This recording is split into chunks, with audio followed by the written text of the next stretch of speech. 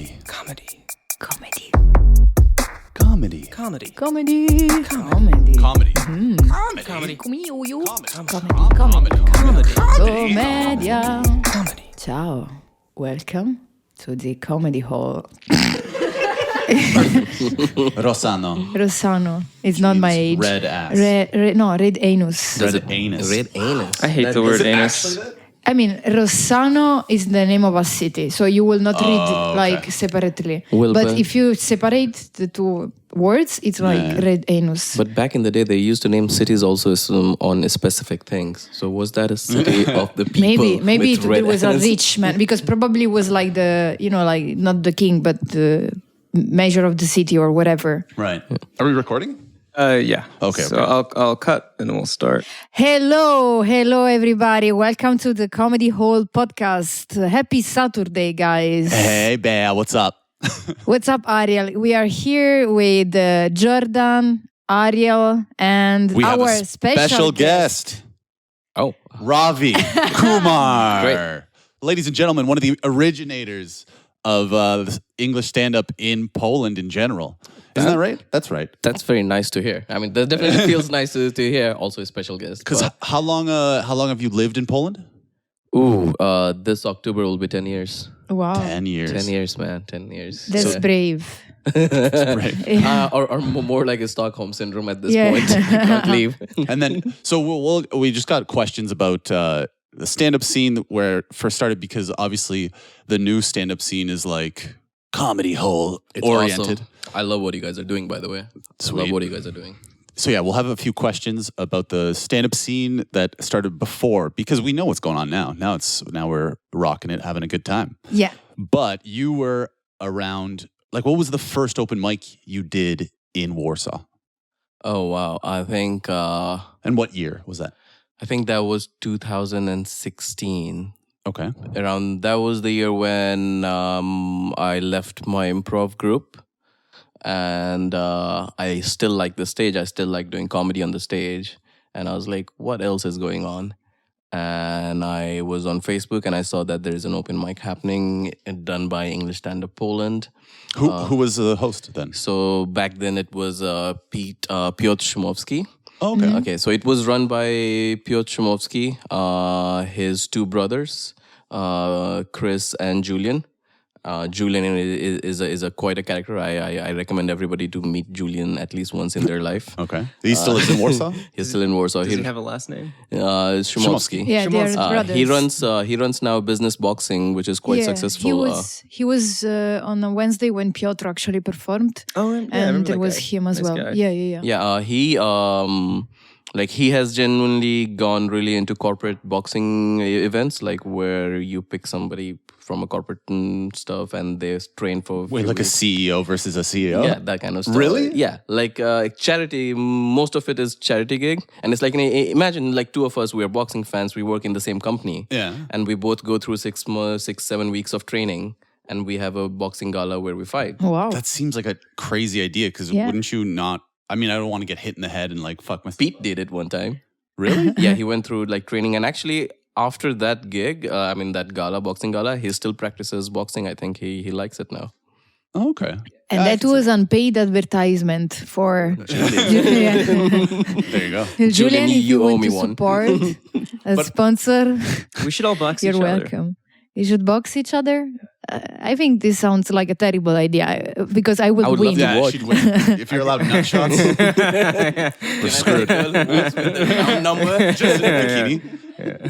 Okay, so wait, so you were that was the open mic, Yeah. 2016, and So once a yeah. week?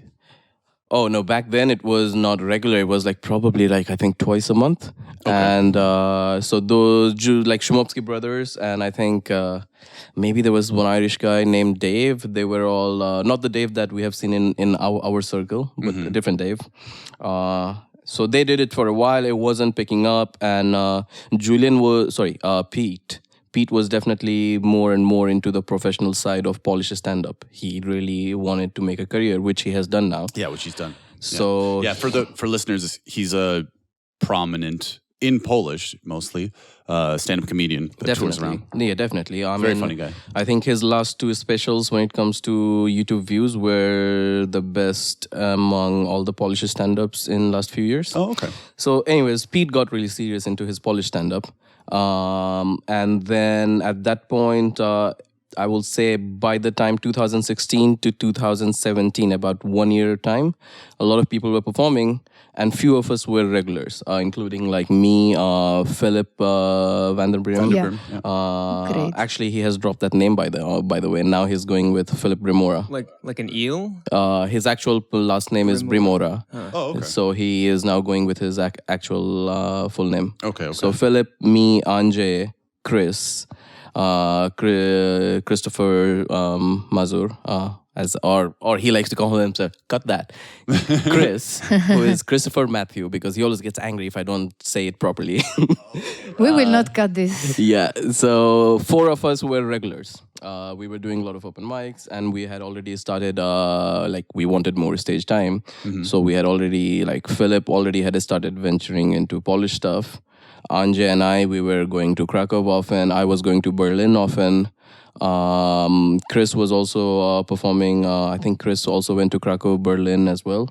So we all were doing our stuff, and Pete, I think, realized that his future is more in Polish. So he just contacted us. That was really funny, like a sending an owl kind of thing. All the brothers, they wrote like a PDF, like a letter, and sent it on PDF to us, like inviting us to be part of English Standup Poland.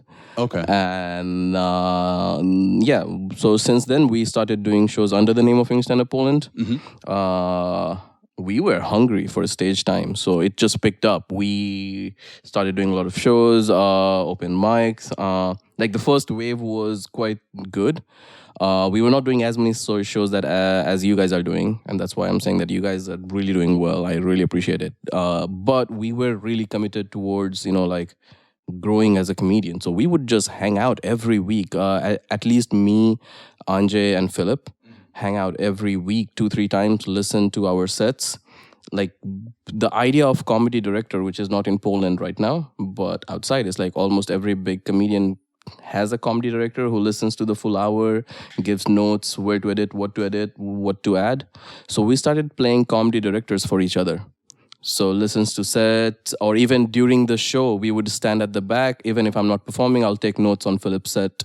So we were doing these things. So we grew. It's very interesting. Yeah, we should do that. Comedy director? Yeah. It's a good way. You should. The whole idea of director, I guess, tangent here, is that you are funny, you think you're funny, your jokes are working. But sometimes a third perspective, a guy from outside who knows comedy, who has done comedy, can give you that, dude, there is an opening right there. You can put a tag there. Yeah. I mean, definitely in a play or anything like that, like seeing the director sees what you don't. You can't see yourself when you're performing. And yeah, that's a good way to say it. Yeah. Director sees what you're not seeing because you are in the moment performing, and your focus is just performing. But the subtle movements, or maybe a weird hand gesture that, like, for example, one time you told me about drinking the water while I haven't finished the joke yet. Yeah. Right? So, no, and you going, and I made fun of you on stage. Exactly. Once So these kind of things, this is what a comedy director will do for you. Because Ravi would be on stage and he would be in the middle of a joke and he would grab his water and just go, And so I just pretended to be Ravi next time I went up on stage. Ricky roasted you. Just like every joke, Ricky would be like, okay, so there was this bird. Anyway, there's this bird. I'm fully. I have a lot of quirks, man. Like growing up, my brother was kind of the bully. Like I have a lot of quirks that I do in regular conversation or things, and he picks up on that. Ricky? My brother. Yeah. So because of that, I'm kind of used to that, and I like it when my friends do that. Okay. I kind of Yeah. like it. It's like it's like. This is our community. If I want, That's what comedians do. If I want to make fun of you, who else will? Yeah. I noticed that about you. That saying anything, you're like, all right, whatever. Yeah. It's totally fine. And what about your family? What's your story? How did you get in Poland? Not very complicated there. Very small family. Like a mom, dad, 18 me and kids.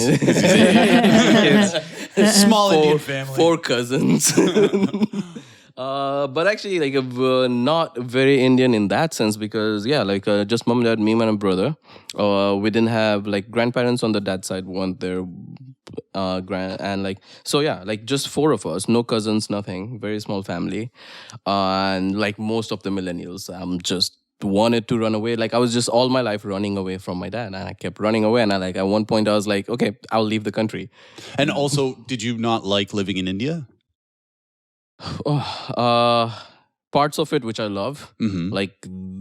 like for example, 4 comedians or 4 any kind of artists will sit down, and the kind of on the art side, India is just going far, like really fast. Like the stuff that's happening is really good, but on the social side, political side, there are things which annoy me. And like I want to have for me, the most important thing in my life is to have a simple, comfortable life.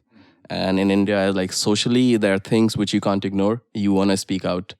And when you speak out, you get into stupid conversations. Twitter is massive in India. People like lose jobs over Twitter. Like it's a very toxic political environment there. Right. And I'm kind of like the person who likes to speak on those things. Okay. So I was involved in one of the biggest student anti-corruption movements in India, 2012. Massive, like hundreds and thousands of students on the street. Wow. And we thought we will make a change. We will do something. Nothing happened. That was 2012. And I was like, you know what? I've done something for my country. I tried doing something for my country. Right. Time to look for myself. I see. And also, like, I just wanted to have a different experience and I had finished my bachelor's. Looked around, obviously running away from my dad. So I went to the bank. How much money can I get in education loan? And they're like, this is minimum how much you can get without collateral. And I was like, okay, so now my target is to find a university in that much. I had some saving. A friend from Canada did one exchange semester in Warsaw School of Economics.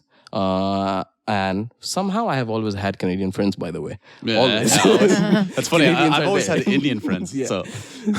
Yeah, great. Actually, for me, Ariel is the first guy from Canada I met in my life. Oh, yeah? Yeah. Canadians like to travel, actually. They do travel. Yeah, right? they travel too. And also, I mean, I say Indian friend, it's really just like there's so many Indian people in general. And in Canada, there's immigrants constantly. Yep. So really, the Indian friends were born and raised in Canada. They In were. Canada, now you guys have Indian, national or Indian heritage people in even cabinets, like ministers. Yeah. Yeah, Mhm. nice. For our listeners, Ravi is Indian. Yeah. That you can't tell. If the name didn't give you. Yeah, Ravi. Don't worry, the accent kicks in half an hour in the podcast.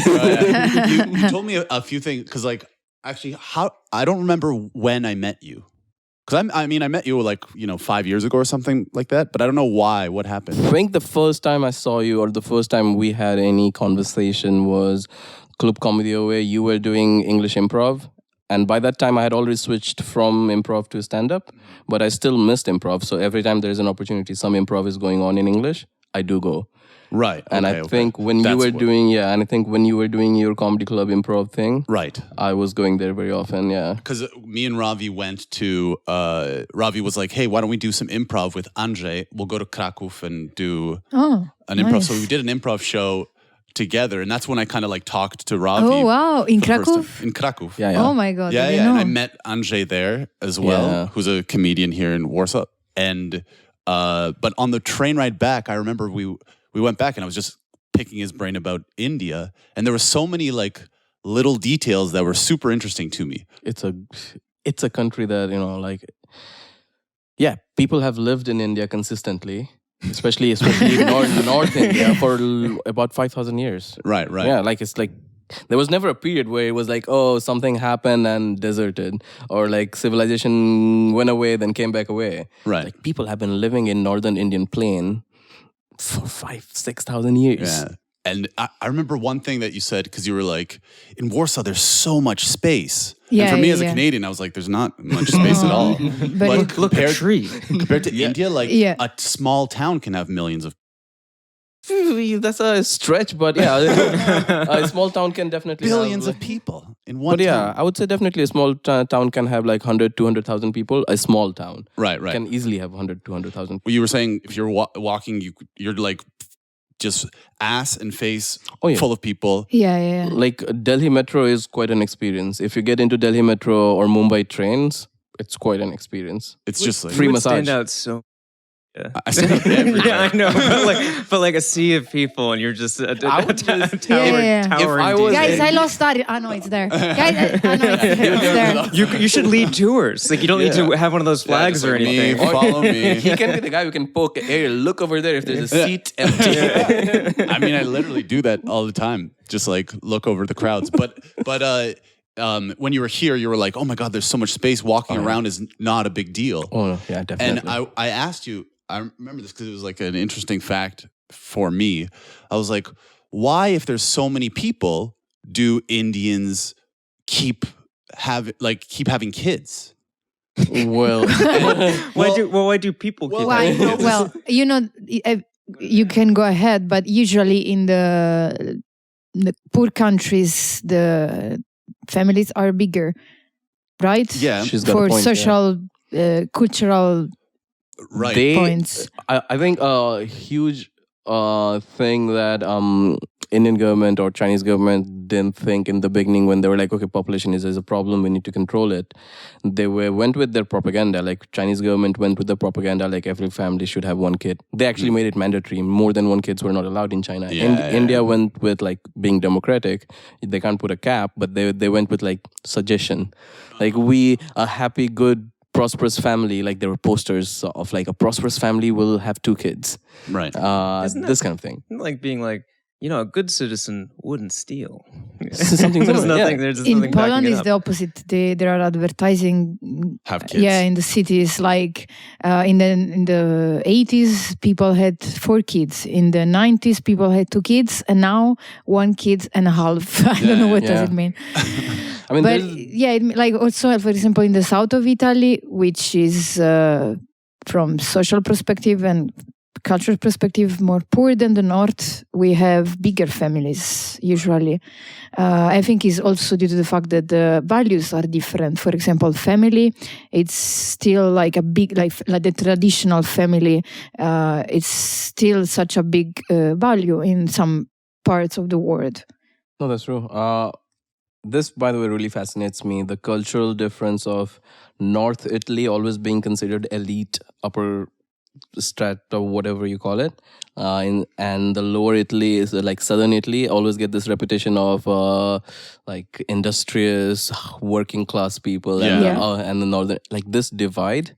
It flows in football, like Milan versus Juventus or something. Well, if you think about, for example, Maradona, why it was so big, not only because he was like a great football player, but because he was a symbol of the social revenge versus the north. So the south of Italy was winning the Italian championship. The Napolitan team was winning the Italian championship.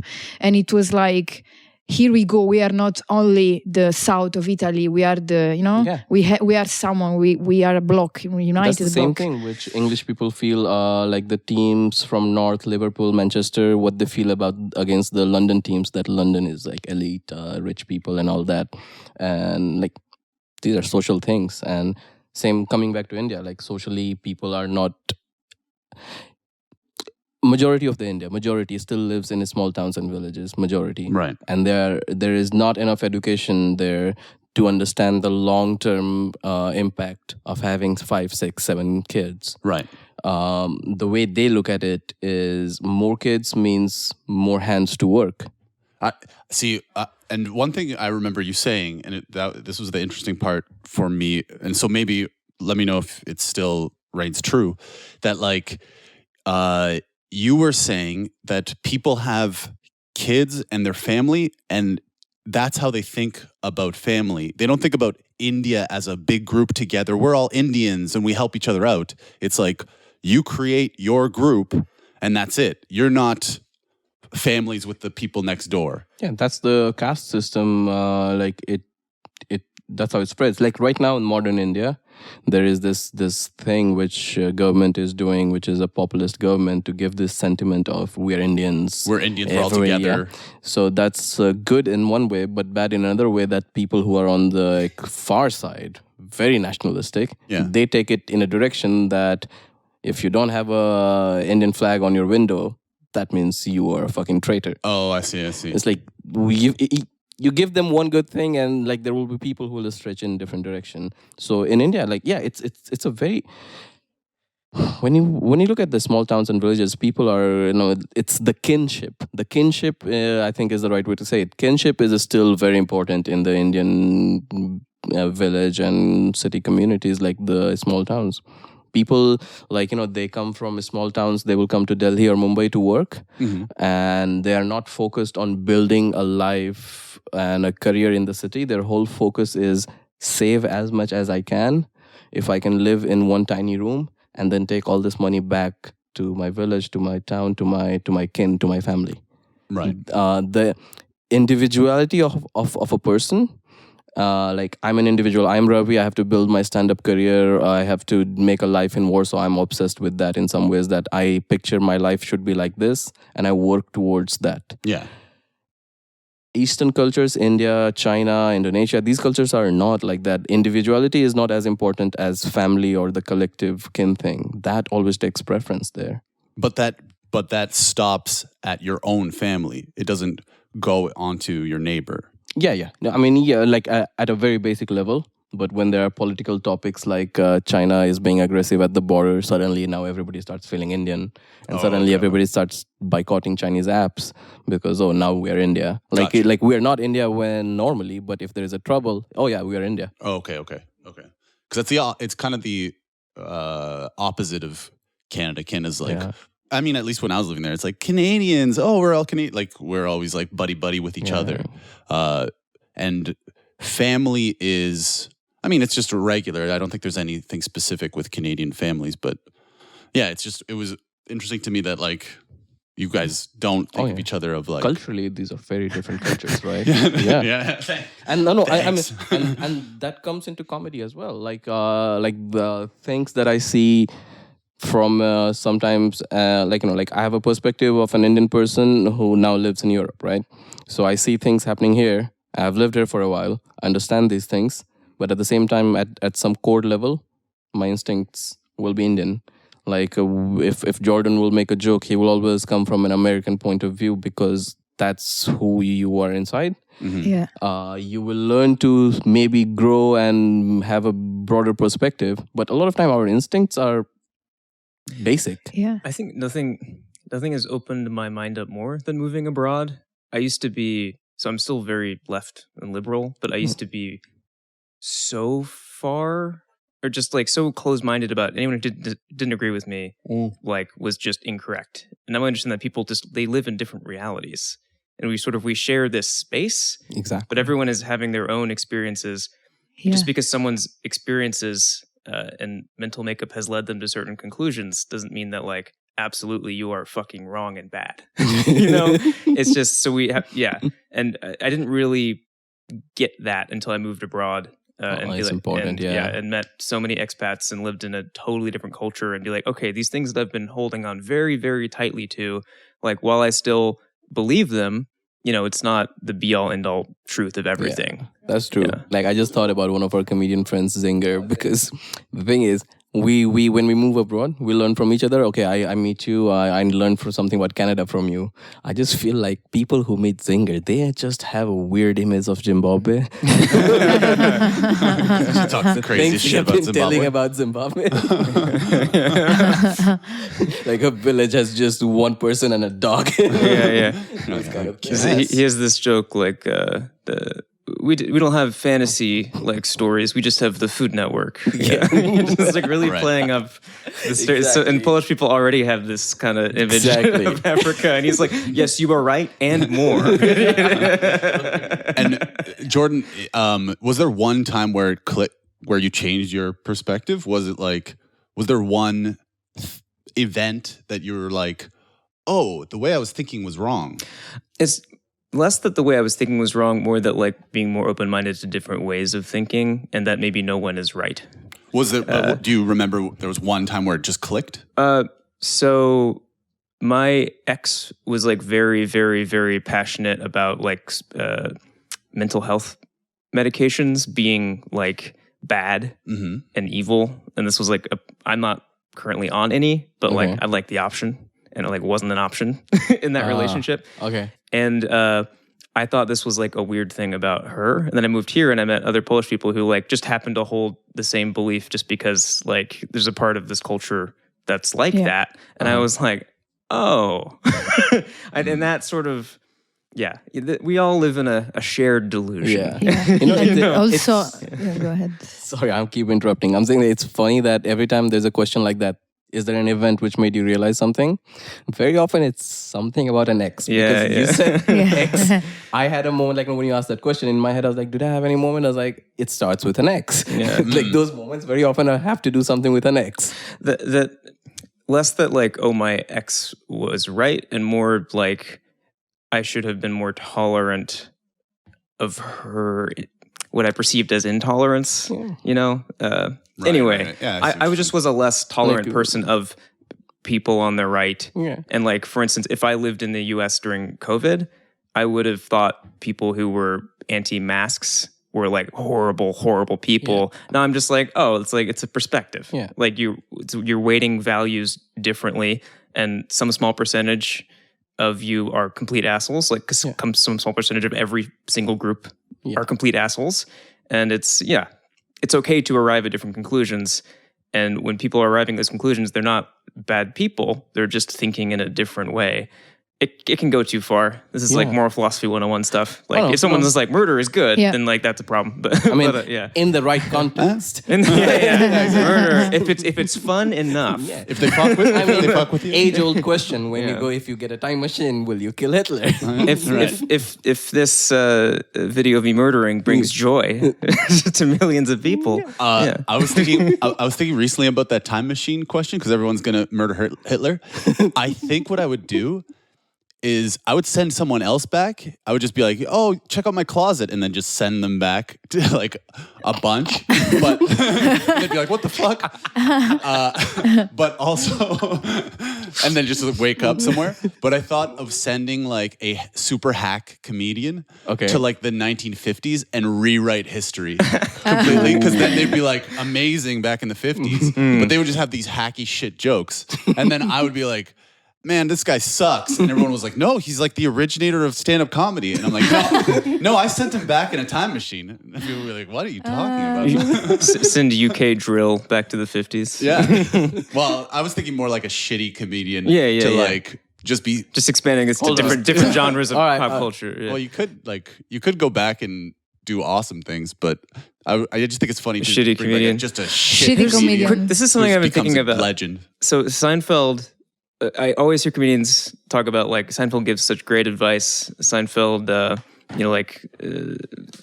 such great comedian, but like almost no one talks about like jokes of Seinfeld that they like. Yeah, Have you noticed this? Yeah. But this I mean, if I have to right now sit here, I really like Seinfeld.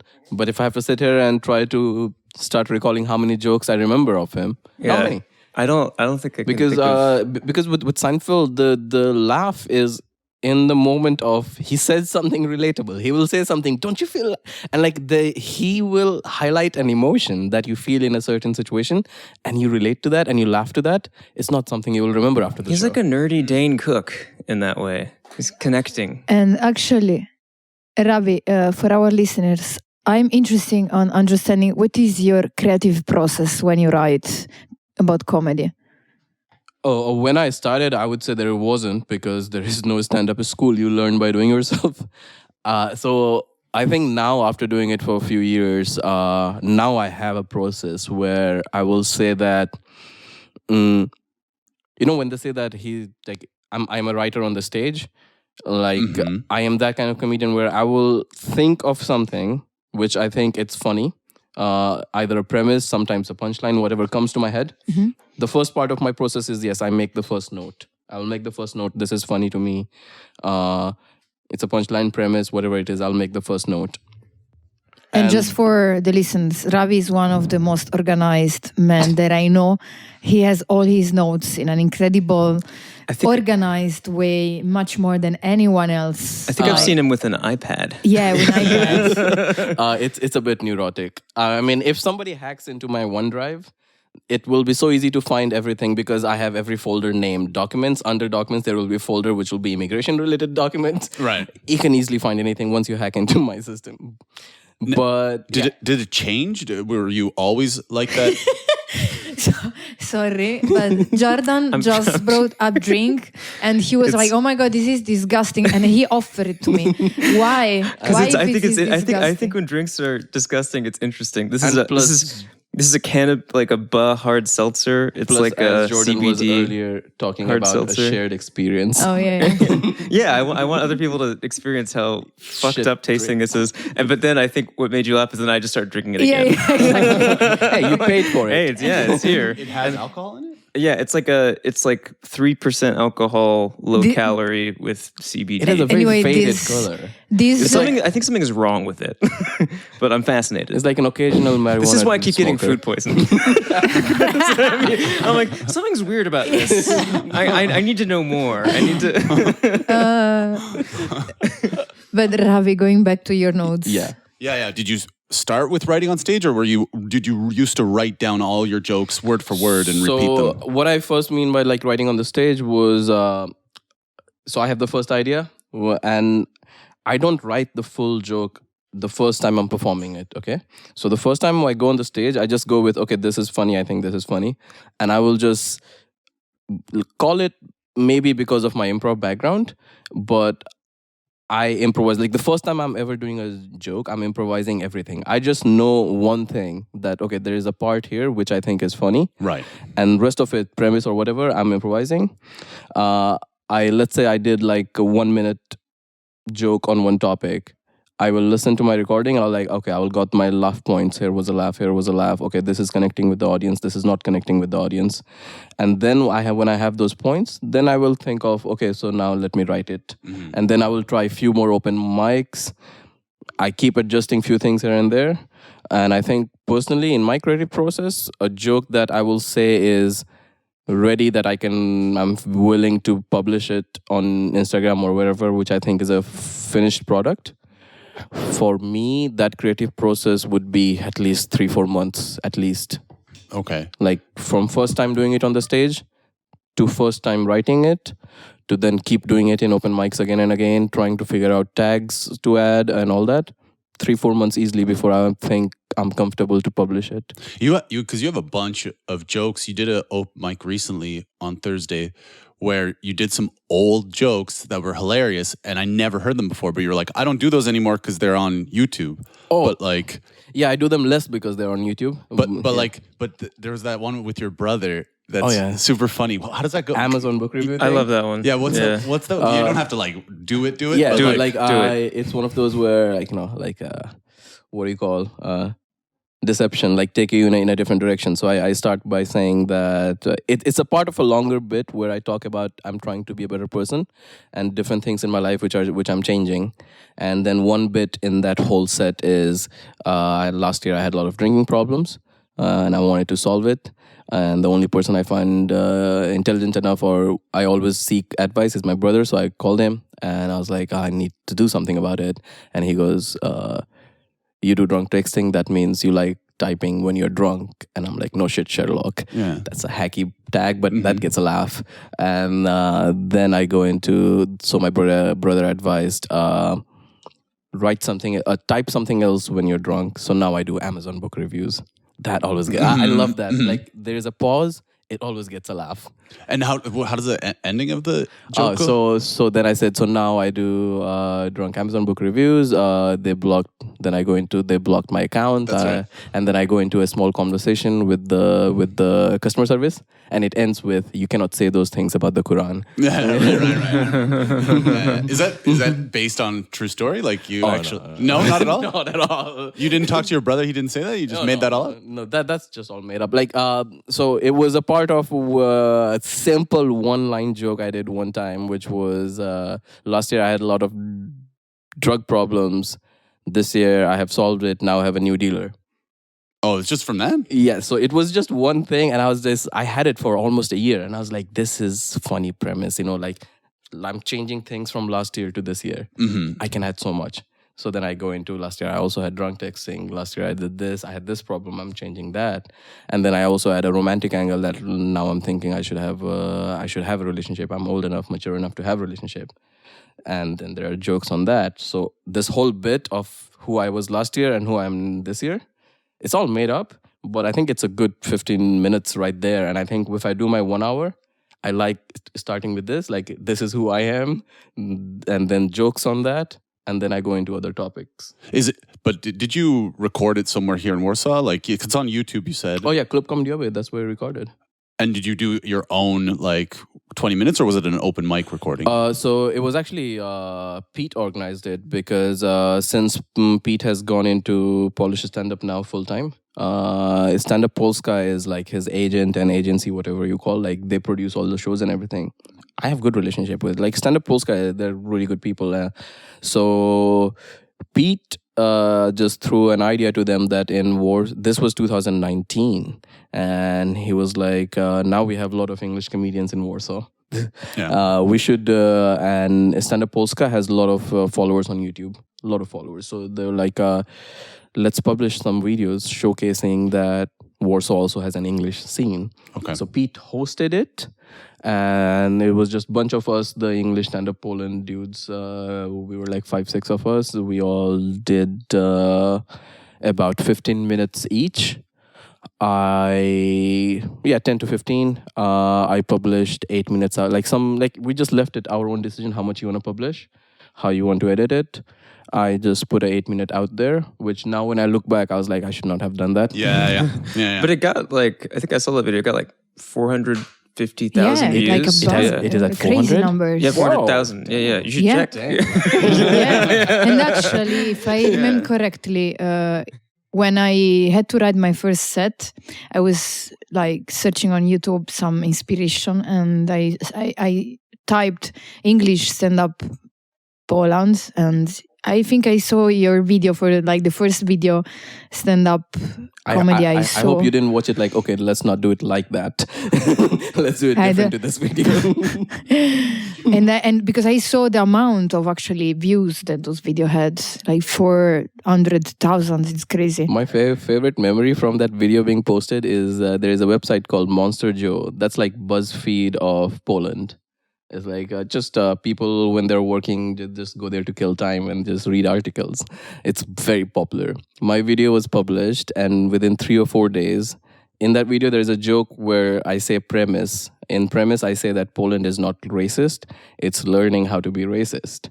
And they just quoted, Ravi says Poland is learning how to be racist. They posted the video on their website. I don't know, maybe that helped it get so many views. Yeah. Actually, yeah. I saw it on YouTube. I was like, oh, hey, there's Ravi. Oh, 400,000+ views. And then I watched some video on the history of Disney World. Because YouTube is like that. Yeah, thumbnail not good enough. Exactly. I'm going to watch some random thing. It's not going to help me. I had no idea like back then of the promoting yourself. Like I still am behind in that, I'm pretty sure. But I definitely know more now than I knew back then. I would have published it differently if I was doing it now. It's an emerging art even now. Like Sam Morril and Mark Normand are probably at the top of that game. And it's Andrew Schultz. Yeah. He's the best Yeah. one. He's the one who was like, showed it, like, okay, you can do this. And actually, he started to post his comedy on YouTube. He was the first one, and he got inspired by Ross, the singer. Yeah. Because Ross started to post something on YouTube, and he was like, oh, he's like new on this, and so I can also do it in comedy. And so he started to publish on YouTube. Crazy. I wish I had like such an idea that would completely change the way we do things. Patience, Beatrice. No, Patience. I want to have it now. You'll have it. I feel like it's a window. And I feel like there's probably another year and a half of this YouTube window. And then dead space, and then there'll be some other thing. Oh yeah, definitely. Yeah. It's a trend thing. Like 2015-16 was the trend for vlogs. Everybody was doing vlogs. Casey Neistat and that Canadian dude. Like the vlogs just took off. Yeah. And then people got bored of vlogs in a few years. They still watch vlogs, but I don't think vlogs are most popular things these days. Right. No, but for example, Andrew Schultz says that Netflix and all the other HBO for comedy, they are like just that because they cut freedom or whatever. I won't and say YouTube actually, but YouTube is free, right? So it's You can send the YouTube link, is the anyone can most see it. the social that most represent comedy because it's free. Yeah, of course, but Beatrice, there is playing the devil's advocate here. Like there is a counter to that, which is how do I want my comedy to be seen? Like I don't get on TikTok because on TikTok it's 15-20 second videos. Like less than a Ravi, minute, you will right? not absolutely Exactly. Like I am manage to cut 15 seconds. I don't want to fight. Like genuinely, like thinking of a point of view of a person who is on TikTok and they are just scrolling. I don't want to fight for 40 seconds of somebody's attention. So I like the traditional way of if I have an hour, I put it on a network, Netflix, or even on YouTube. But like there's a certain way I like my comedy to be seen. I don't want my comedy to be seen in 15 seconds, 20-second videos. I like TikTok because my attention span is only 15 seconds. So It depends. Who are you? at Jordan Thomas Gray, 63,000 followers. Q Jordan is bragging. But that's the thing. It's like every comedian is different. We all have unique personalities, and you reach where you want to reach. But TikTok, I get very frustrated with it because the jokes that I like don't do that well on TikTok. It's always like the dumbest shit that does the best on TikTok. That's your TikTok And crowd. Sorry. I posted a TikTok about birth control. Sort of the butt of the joke is men who don't understand why women might not want to take I know birth the control. joke. Were you talking about moving to Czech? Yeah. I think that's a very smart way to say that. But I lost probably 150 followers After from that that? because people were like, it's called vasectomy. Like people just weren't understanding. I'm like, no, I think men who are like, women should be on birth control are stupid. And that's the point of the joke. And then also the joke about abortion is just like, that's just playing with the idea Yeah. I of, feel like it irritates me sometimes when people get offended just at the setup of the joke without even realizing that the setup is for the punchline to work. Beatrice, yeah. Beatrice has a uterus. Beatrice. I think I should show boobs on TikTok. Show your boobs. I was trying to be feminist and inclusive. I'm like, let's let the woman talk because about listen, the birth I control. try to go viral on TikTok. I just push stuff and I don't get any. So I think I mean, should just post just boobs. from Post boobs. Because why? It's the way to be feminist now is to go naked on the streets, like during the strikes. Yes. Yeah, Yes, yes. it is, Beatrice. Do it. Do it. I mean, so just from a marketing point of view, But not in Praga and not at night. just from a marketing point of view, if I see a thumbnail, topless comedian telling jokes, I would click. Yeah, I guess. Yeah, that's true, I guess. I had a question about you guys. Like, how did you first meet Ravi? Was it at my show? Yeah. For me, it it was must at have been, your yeah. show, and I Okay, remember all I right. had a joke, and it was like my second time ever on stage. Uh-huh. And after Ravi came to me, I didn't know you well, and he told me something like, you need to talk slowly because your jokes are funny, but you need to be more like confident, and you need to rehearse this more in the mirror. And I did, and it was very helpful. So that's how I met Ravi. I see. How I met your mom. No. I met your Ravi. Oh, you can't meet her anymore. Ravi is the king of unsolicited advice. Oh, yeah. I always I'll see him talking to a brand new comedian, and I walk in and I'm like, "Oh, is Ravi telling you something? Don't listen to Ravi. Ravi's." I like connecting but to actually- people with my unsolicited Actually, advice. It's a good it's first his step. way, But you should and I do like that. 20 minutes of crowd work. I mean, I do. I have been told, and I have also observed myself as well, that it's nice when other person is also is open, and they will take me positively the way I'm coming positively with energy, like with my opinions. Mm-hmm. With wrong person, Yeah, they yeah. think I'm an asshole, and who the fuck are you to advise me? Yeah, I sure. don't know a single person who thinks you're an asshole. I think everyone I Yeah. talk to Really? likes you a lot. Yeah. This is- People yeah, likes yeah. you a lot, Yeah. Ravi. People love you. People love you, Ravi. Ravi, you should show your dick on Show TikTok. your dick. Show your dick. Yeah, that'll get views. Yeah. Yeah, you guys should do like a joint video.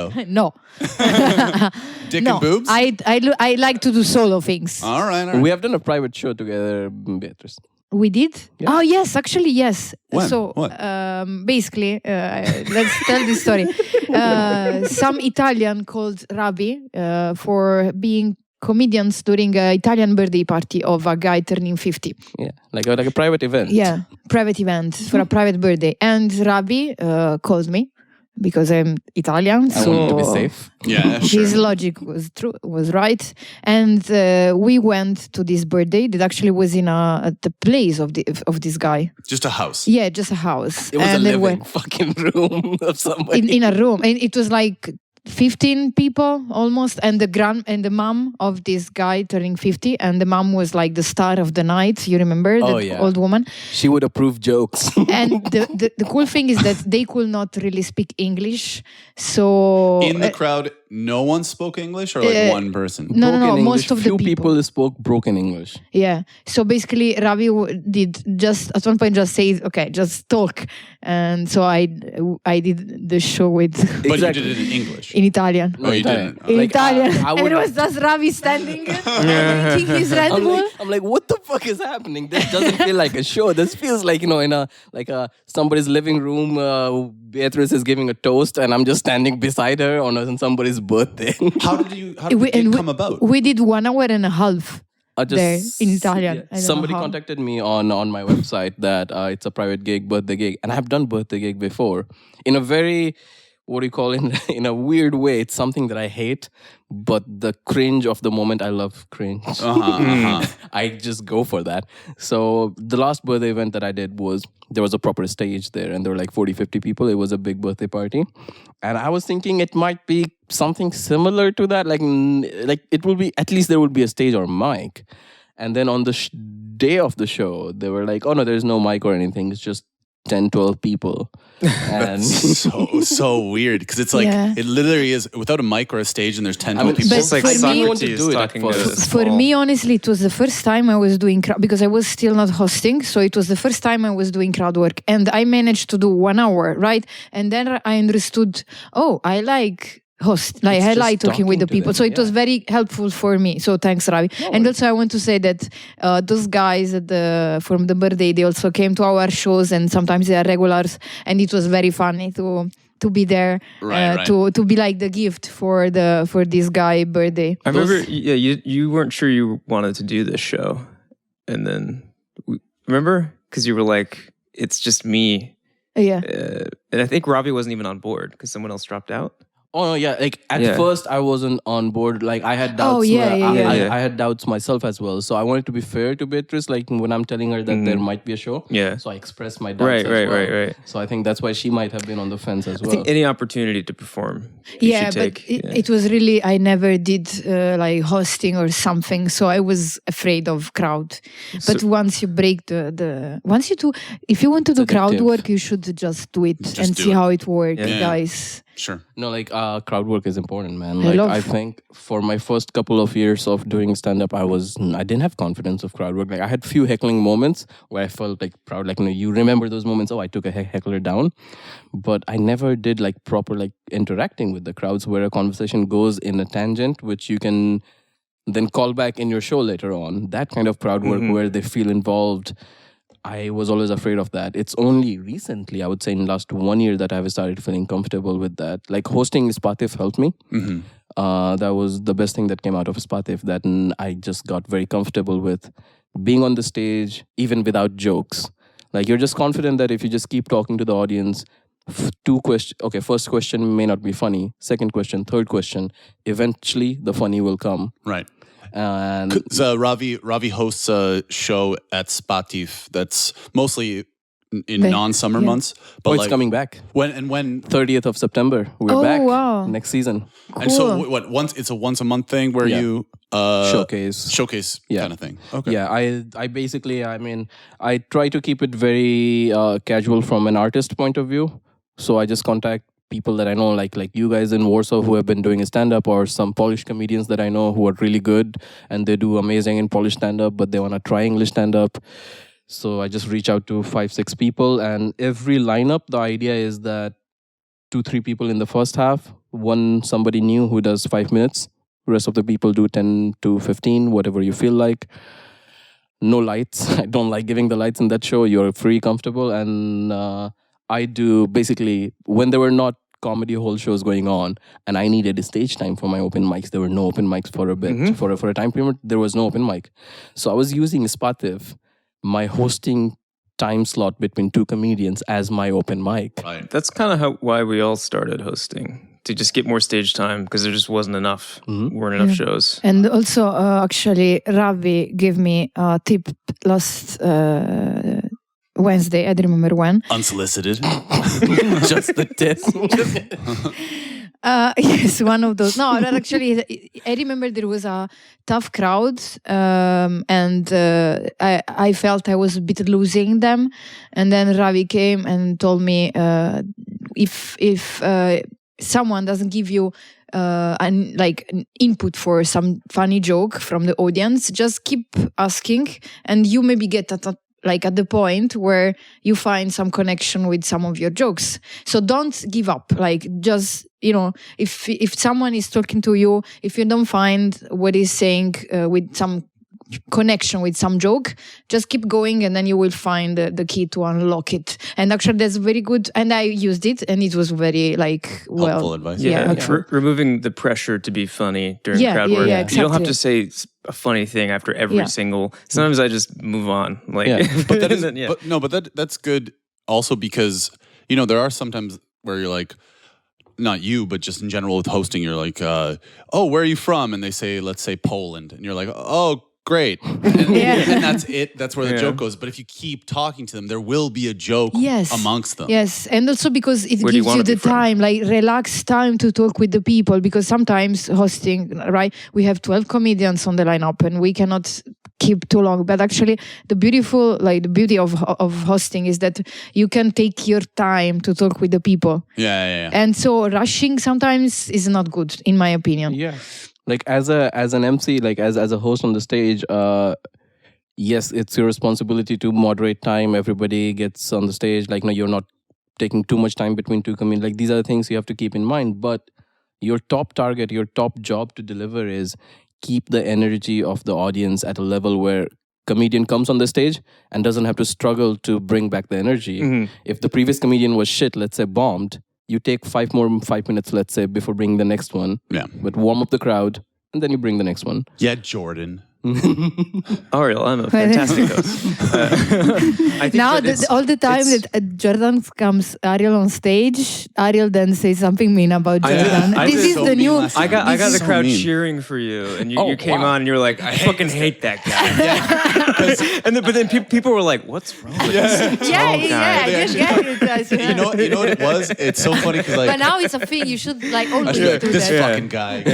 I should keep going with people that. Are like that. Americans sing perfectly. You know what it was? I had a joke because you were saying about fat people or fat kids, kids who grow up fat have it worse, and and people who didn't grow up fat don't understand, or kids who the hot kids. And what my joke was did he call kids hot? And then also I was thinking about I grew up fat also. So just pictures, by the way, it's tough to imagine growing up. It's kid Ariel flat, a fat. I was chubby. I wasn't super. Okay. Fat. I was too fat as a kid to get contacts in my eyes. Yeah. My mom had to help me. She was prying my eyes open. But Ariel, this is American problem. It's so funny. This has been a thing with us, I think, since the very beginning. Because my second show, I remember, was with you. Because my first show, as we know, went extremely well. Jordan is bragging. And then my second show went horribly. Just everything went wrong. Like the mic wasn't turned on, which just for whatever reason, I didn't know how to turn it back on. And then I had told you like, okay, Ariel, so last time you were kind of mean to me. Just be really mean to me this time. And we'll play off of it. And so Ariel is like, and our next performer, great guy. I think he's fantastic. Very funny. It's true. And I'm up there like with a mic that doesn't work like, is this just totally thrown off. Yeah. But yeah, we've had that dynamic since since we met. But it was funny that last show where like I had those jokes to say, but instead I was just like, I fucking hate this guy. That's all. People were like, what? Why? Oh, Wednesday was so weird. The audience is one of those ones that you can't quite figure out. It takes a very long time to break. Yeah, I think that just comes with experience. We'll do it better eventually. Time? Almost. It's 3:10, and at 3:30 we have Terry. It's too bad. I had more question with Ravi. Okay, but I'm saying we can do a little bit. Let's just keep going, and then let's just keep going. I mean, I'm fine with keep going. I'll just need to refill a little water, then I'm fine. I think 2-minute break, and then we do the rest. Yeah. Cheers. Cheers. Cheers with water. I think that will be beneficial for us. Like we noticed that since we started this, also Ariel shows are going better. Like you have more audience. Our shows, people from Tuesday they go to Wednesday and vice versa. Absolutely. So it's always we thought because we born in this as comedian in a scene in which if you had a show you would cannibalize the other show. Like this was what we were thinking, like if we have a very good show if we have a very good show on Wednesday people will not go on Tuesday, but actually we noticed that it's completely the opposite, completely especially if we over 1 million people in the city. Yeah, especially if we all advertise each other during the shows. People wants more comedy every day. And I'll say a couple things that like Ravi, like I reached out to Ravi for like advertising my show, and Ravi was always super supportive of like he was like let me post, and so I would just send it to him and he would post and like I think of online thing not just advertising and supporting each other, but in general I think of online thing like sending a request or adding somebody somewhere. It doesn't cost money. Yeah. If I share a post, if I share an event, it doesn't cost me money. Totally. And from an algorithm point of view, my page needs to look active. I don't post that much. So if I'm sharing your post, I'm helping you. Plus, I'm sharing something from my page. Right. So that kind of goes into the algorithm somewhere. Yes. Yeah. And there was I was just going to say that thing that I said kind of off camera. Mic? Off mic to Bea that like, Bea, you were saying that you want to do something to change. Oh, I wish I was doing something like Andrew Schultz, like doing something to change. But even though it's small scale, like you did do that in Warsaw before you guys. I mean, Ravi was just talking about how the Warsaw stand-up scene in English was going. I started a show just to get more stage time. I wasn't thinking a bigger picture thing. And then you guys come in, you specifically are like, we want this community. And then you're bringing everyone together. You're bringing in, me, Ravi, like you actually changed the scene of the Warsaw stand-up show. Now let's fuck. No thanks, thanks. Ariel. Thank you. Oh, yeah. I was talking to you too. Yes. I will have to get a stool, Ariel, by the way. We do that. A stool. Get on the level. Yeah. Just you like asked on a stool. But yeah, I do think that's a there's times where you're doing something, you don't realize it, and it's only later you are like, oh wait, I did do that. I mean, I would These like... are the good old days, guys. There is a I think sorry okay,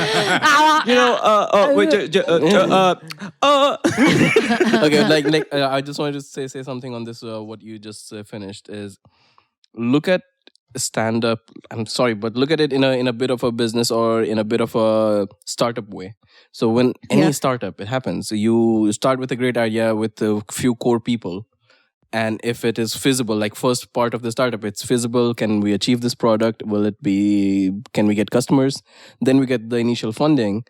And then you get a fresh new recruitment people who will push the company. And every time you get new funding and you have more resources to spend, you bring in new people who give more energy. any scene grows like that. Our stand-up will grow like that in Warsaw if we just... And actually, I think we are treating the comedy hall as a startup. Like in my, like what I'm doing is we are, for me, the comedy hall is not just collective. It's actually a startup of, we produce show and not only. And by the way, we also officially registered the comedyhall.com. Did you? Yes. Nice. Well done. Yes, Website we is did. important. And one day maybe we will do a copyright. And Arena is our first employee. I think we paid her like 112 PLN. So far. And with stage time as well. And stage time. That's true. That's true. Yeah. But Arina, she's a great help. So thank you, Arina. Thank you, Arina. Yeah, Thank you. We love you. Yeah. And she's going up on stage and actually had some good jokes. Yeah. She's good with crowd work. Yeah. She doesn't seem nervous or anything. Yeah, It's yeah. good. It's good. I think community-wise, definitely Comedy Hall just gave like an immediate boost because at least with Stand-Up Poland, what was happening in English Stand-Up Poland is like we would finish a show. We all would go back to our lives. I see with Comedy Hall, when you guys finish shows, you guys hang out, you guys stay after.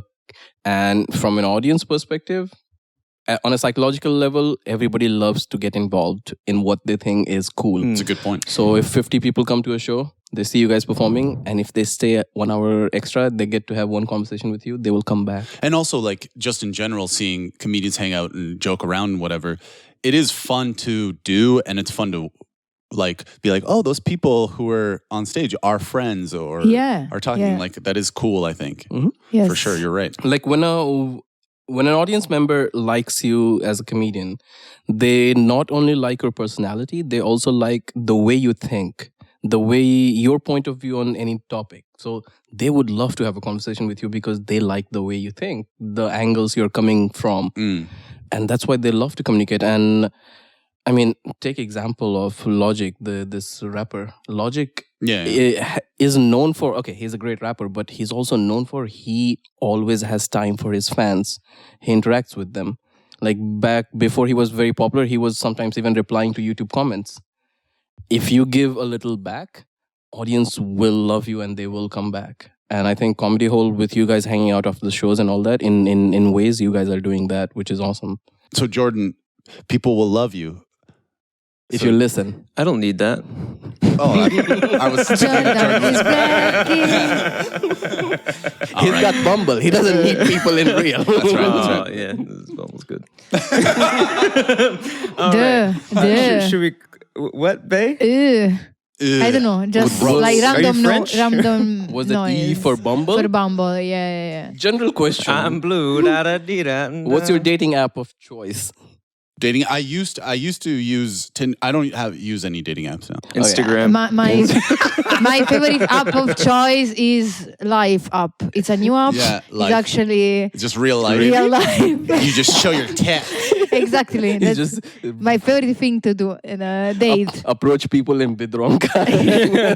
Cashier. Yeah, Yeah. Bea goes up to guys and is like, "Hey, do you have a dick?" And they're like, "Yes." And they're like, "Come with me then," because she's a slut. Oh, I'm sure my dad is listening to this podcast right now. Yeah, he does. He Ciao, speaks papi. English. Ciao, papi. You call your dad puppy? Papino. Puppy. Papino. I call my dad puppy. Okay, but Puppy. It's not a Polish thing, I don't think. Let's change. It is strange. I mean, no, let's not change. I think it's interesting. Like, genuinely, okay, jokes aside. I don't call my dad. He's dead. Yeah. God damn it. He cannot be here to talk about your comedy? How insensitive of him. He'd be a great guest. But like, when you guys talk, like, do you guys talk to your mom and dad about material? Like, what kind of jokes? Oh, you do? yeah, My mom is my biggest fan. Yeah? Yeah, she's like liking my TikToks Oh, nice. and commenting. And then I sometimes I promote shows on Facebook, and if I promote too much, she'll be like, "I think that's enough, Jordan." She'll comment. That's like, Mom, you don't know what it's like out here trying to. Yeah. I asses in share seats. like first of all, my mom likes all the posts, even your like everything on Facebook, Instagram. I don't know how she managed, but she likes all the posts ever. Francesca, if you find any Francesca, it's my mom. And then I share the material, but afterwards because like I do them on stage also because it's different comedy like different mentalities. My parents are around 50s, so they have more traditional style of comedy. My mom will die for she hates dark comedy. Like, she doesn't know. Yeah. She was always like, oh, but that's sad. And I'm like, no. She gets it literally. She takes... Yes. But also, I remember one Italian comedian, he told me, you need to, famous because I had a workshop with him, and he told me, you need to Who is bragging stop. It was a workshop. It only I was counts taking if I lesson. brag. Oh, okay. Yeah. They can brag as much as they want. Yeah, he would say, I don't need a workshop. Anyway. And I just don't get anything out of it. I just feel like I'm teaching the whole time. And he told me, you should stop asking the audience for permission when you say jokes. Ooh, that's important. That's important. And I feel, because I grew up in a middle class family mentality, like borghesia. Burgers? Bourgeois? Bourgeoisie? What? Bourgeois. What is it in Bougie? English? Bougie? Bourgeois. It's not an Bourgeois? English word, It's a so you don't French say it in word, so- English. Yeah, so and with this type of no, I mentality, understand, and yeah. so I always ask, please. Like, I used to Right. ask, please, Or for seeking anything, for approval. or thing, seeking yeah. for approval, and now I changed Now I after say, this fuck you, advice. give it up. Yeah, now I just now I don't care. And this a suggestion from this comedian was like Oh, no. life changing Oh, no, for no, me, no. Comedy and actually changed my also life made as me well. understand Yeah. my life. Like, But about also, I think it's a great thing that your parents are supportive. Yeah, like, especially a lot. my mom, because the same thing for my mom. She's very, very much like liking everything, which is, at some point you could be like, oh God, Mom, leave me alone, I love like my a little mom. child. I love my mom so But like, much. it's a good thing. It is. Cringiest, but it's still one of my favorite things ever. I miss my mom. She posted one time on my wall. She was figuring out Facebook new, and she didn't know much about it. She posted on my wall, Ravi is a good boy, instead of messaging. And all of my friends started commenting just for the shits and giggles, so that I get You're a good notification boy. for further comments. So awesome. Good puppy. A lot. I mean, yeah, I that's one regret I do have, that I don't have my mom and dad anymore, but I do wish I had shared more about. They were curious. They always wanted to know more about what I'm talking, because they would see those videos on YouTube and everything. They wanted to know what I talk about on the stage. But I don't know. It was a personal. Somehow I was never confident enough or proud enough that I never shared material, what I talk about, with them on the stage. Yeah, and also you were new, probably. Yeah. So like, it's it is a tough thing to be like, here's some ideas that I have. Yeah, here's a video where I talk for 10 minutes about taking ecstasy in Berlin. Yeah, sure. Listen to that. Yeah, yeah. Who's your friend Molly? she seems fun. Is she single? All so right. yeah, all right, guys. Wrap it So up. this is the end of this episode. Thank you very much, Ravi, for being Thank you. our special, amazing guest and to tell us your Yes, thank you, story Ravi. and the story Thank you, Ravi. of English stand-up comedy in Warsaw. I would add, this story in Warsaw has just started. So That's right. Amazing. Oh. Snap. Oh. Yeah, thank you, Ravi, very much. Thank you, guys. Anything you want to plug, Ravi? StandupRavi.com. yes, Stand-Up Ravi, like, first of all, thank you guys for inviting. And yeah, I am back to doing shows again this season. So standupravi.com, where you find everything. Ispatif shows are back from 30th of September. Dopeness. All right. So, ciao, guys. Ciao. Ciao. Ciao. I will say ciao as well. So, guys, follow the Comedy Hall on Facebook, on Instagram. Check out our shows. We will be so happy to talk with you. Also, if you have any suggestion about possible topics for this podcast, reach out. If you want to be part of the podcast, reach out. If you're a comedian and you stop by Warsaw, come and we will have fun together on stage. So, ciao.